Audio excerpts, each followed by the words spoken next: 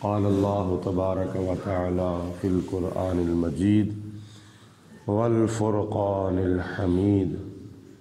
سورۃ یونس کی آیت نمبر 99 ہے، جس میں اللہ پاک نے حضرت موسیٰ علیہ السلام اور حضرت ہارون علیہ السلام کی دعا کو قبولیت کا شرف عطا فرمانے کا بیان فرمایا ہے، کیونکہ گزشتہ آیت میں جناب موسیٰ علیہ السلام نے دعا کی تھی، یا پروردگار عالم ان کے مال بھی تباہ کر دے اور ان کے دل بھی سخت کر دے، اور یہ لوگ ایمان نہ لائیں اتنی دیر تک جتنی دیر تک تیرا عذاب علیم یعنی دردناک عذاب نہ دیکھ لیں۔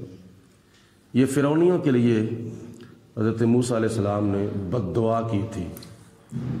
تو اس آیت مبارکہ میں اللہ تعالیٰ نے ارشاد فرمایا، قال قد اجیبت، اللہ نے فرمایا کہ جناب موسیٰ علیہ السلام کی دعا کو قبول فرمایا گیا۔ دعواتکما، یعنی موسیٰ علیہ السلام کی دعا کو بھی اللہ نے قبول فرمایا، اور حضرت ہارون علیہ السلام کی دعا کو بھی اللہ نے قبول فرمایا۔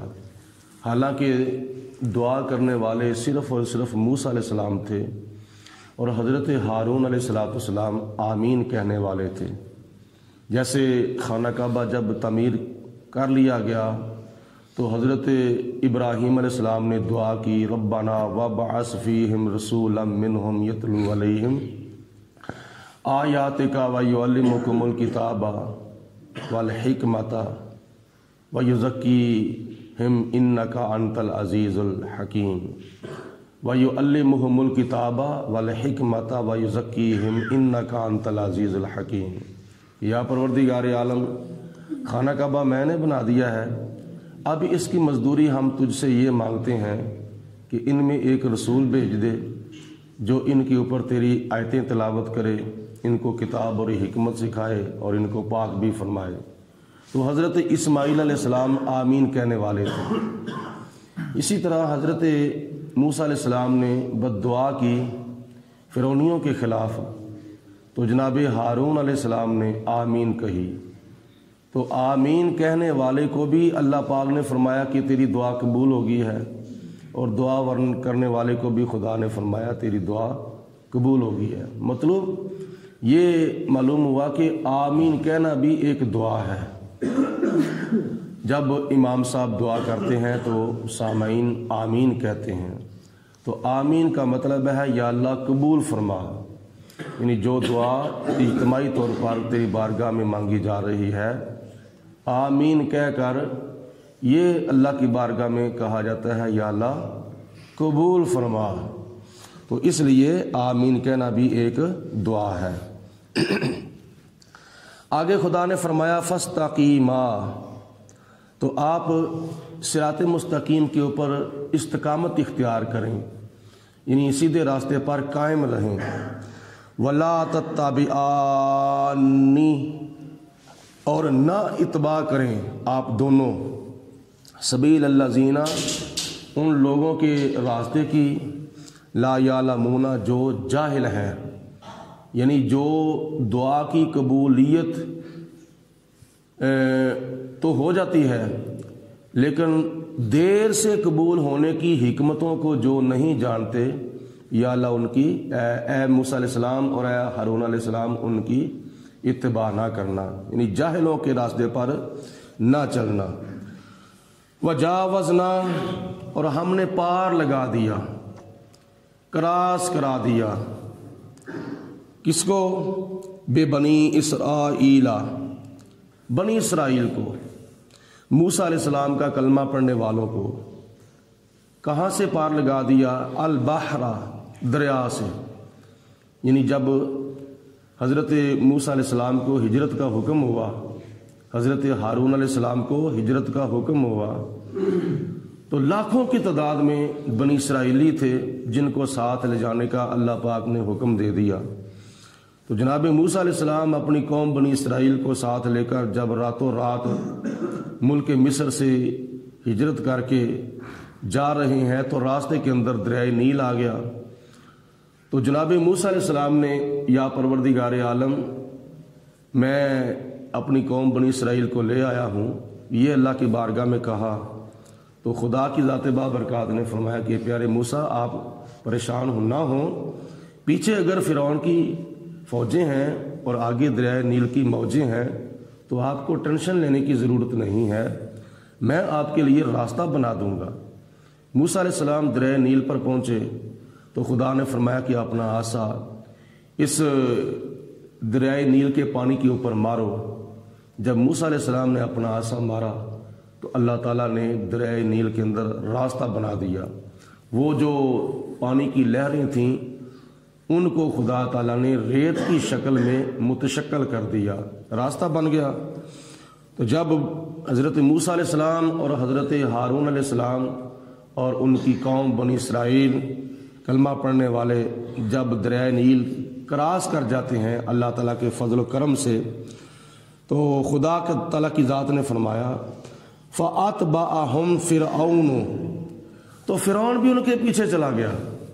یعنی جب فرعون نے دیکھا کہ راستہ بن گیا ہے لیکن وہ حقیقت میں پانی تھا، لیکن راستہ تو خدا نے بنایا تھا قوم بنی اسرائیل کے لیے، تو فرعون بھی بنی اسرائیلیوں کے پیچھے دریائے نیل کے اندر کود پڑا۔ تو جب فرعون بھی گیا وَجُنُودُهُ اور اس کے لشکر بھی گئے، تو کیوں گئے تھے؟ بغین، جناب موسیٰ علیہ السلام سے سرکشی کرتے ہوئے، ضد بازی کرتے ہوئے، ہٹ درمی کرتے ہوئے۔ جب سرکشی کرتے ہوئے فرعون اور اس کے سارے لشکر جب کود پڑے راستہ سمجھ کر دریائے نیل کے اندر، تو دوسرے نمبر پر کیوں گئے تھے؟ وَعَدْوًا، موسیٰ علیہ السلام اور جناب ہارون علیہ السلام کی دشمنی کی وجہ سے۔ پہلے فرمایا سرکشی کی وجہ سے، آگے فرمایا دشمنی کی وجہ سے۔ جب فرعون اور اس کے لشکری جب چل پڑے تو کیا ہوا؟ حَتَّى إِذَا أَدْرَكُهُ الْغَرْقُ، یہاں تک کہ فرعون کو غرق کر دیا گیا، فرعون ڈوب گیا، تباہ و برباد ہو گیا، اور فرعونی بھی دریائے نیل کے اندر ڈوب گئے اور غرق ہو گئے۔ جب وہ ڈوب رہے تھے تو ان کو جب موت نظر آئی تو پھر اس نے کیا کہا؟ قال آمنت، میں ایمان لایا ہوں۔ جب مرنے لگا فرعون تو پھر کیا کہتا ہے؟ قال آمنت، میں ایمان لے آیا ہوں۔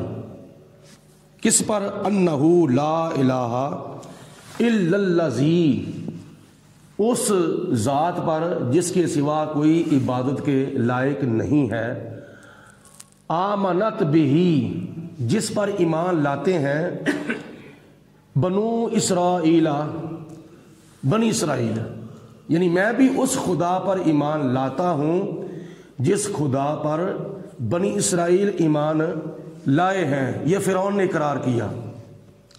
آگے اس نے پھر مزید اقرار کیا وَأَنَا مِنَ الْمُسْلِمِينَ، اور میں مسلمانوں میں ہوں۔ یہ فرعون اس وقت کہہ رہا ہے جب وہ ڈوبنے کی وجہ سے مرنے کے قریب ہے۔